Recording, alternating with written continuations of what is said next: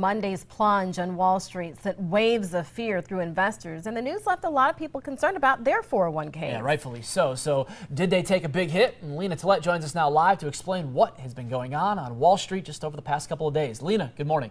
Good morning, Dave and Cerise. Yeah, the short answer is yes. Our 401ks did take a hit, but how substantial that hit is and if it will last is up to how the market recovers. Yesterday, we saw great signs of improvement, but for people looking to retire or senior citizens who live off of these assets, there was definitely major panic about how this would affect their lives. The major theme, experts say, is to wait this out and do not react. A Creighton University finance professor tells me it's also a good time to think about where your 401k investments are at different stages of your career. If you're a long-term investor, young, not going to be cashing into that retirement anytime soon, it is okay to try your hand at the stock market, invest in different types of companies. But if you are about to retire or will in a few years, consider more stable investments like bonds, even if it doesn't have as high of a yield.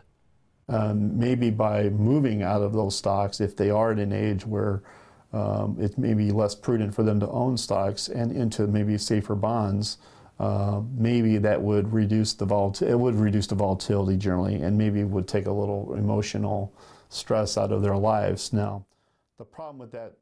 Now, Professor Dunham says one major don't is appealing as it might be, is to stay away from investing in the company that you work for. He says, yes, there might be some incentives for investing in that company, but there have been so many nightmare stories. The worst outcome would be that your company does not do well, perhaps has some layoffs, and that means that you're out of a job and then you're out of money.